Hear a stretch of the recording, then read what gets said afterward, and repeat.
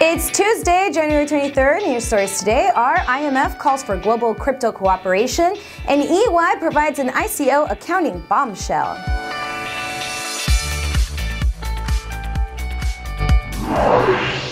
Hello world, welcome back to The Comment. With the World Economic Forum kicking off in Davos, we decided to dedicate today's episode to global cooperation.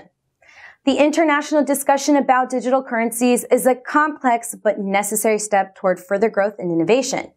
Various governing institutions regularly sound off on the topic, but are they making any progress? It seems like there's two things that they all really agree upon. One is that mass adoption is coming, and the other is that they don't want to be left out. The International Monetary Fund, the G20, and the European Central Bank have all stated that they are looking to bolster global banks and financial institutions to allow people to use blockchain and distributed ledger technology as long as they use it in lawful ways. They list currency control and consumer protection as their top reasons for involvement, which are both logical, but we can't help but wonder if this change in attitude has more to do with the multi-billion-dollar market created by cryptocurrencies. But hey, at least they're paying attention now, right? So what are these global bodies planning on doing? Well, not much at this point. IMF is calling for global coordination on cryptocurrencies, or more specifically, quote, greater international discussion and cooperation among regulators, end quote. Groundbreaking stuff, guys. In the States, last week, U.S. Treasury Secretary Steven Mnuchin called for the group of 20 nations, the G20, to prevent cryptocurrencies from becoming the digital equivalent of an anonymous Swiss bank account. Tax evasion? That's what we need to focus on? Just a thought, how about shaping policy that actually fosters growth and innovation instead of making crypto users feel like criminals? Also in Europe, the European Central Bank's executive board member, Yves Mersch, recently called on banks to develop instantaneous payment systems to compete with, quote, alleged innovation brought by virtual currency schemes, end quote. Alleged schemes? That's funny. Given that just 3 months ago, ECB's president Mario Draghi called cryptocurrencies, quote, not yet something that could constitute a risk for central banks, end quote. Make up your mind, guys. Which one is it?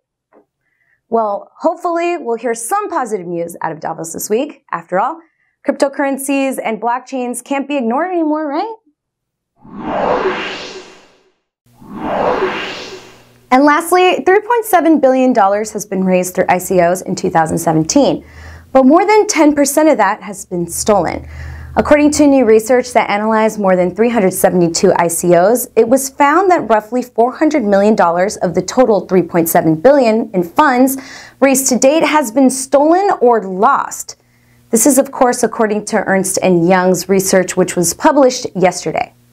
Phishing was the most widely used hack technique for ICO scams, with hackers stealing up to $1.5 million in ICOs proceedings per month.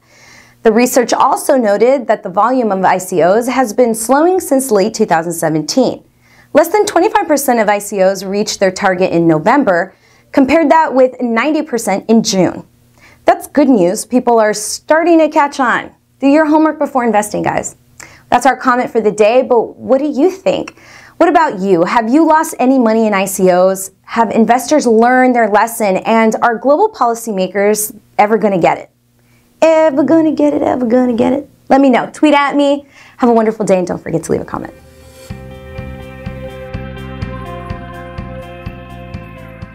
Join me back here on The Comment as I catch you up on the latest in Ethereum and blockchain. If you like this episode, let me know by clicking the thumbs up. If you didn't like this episode, let me know by clicking the thumbs up.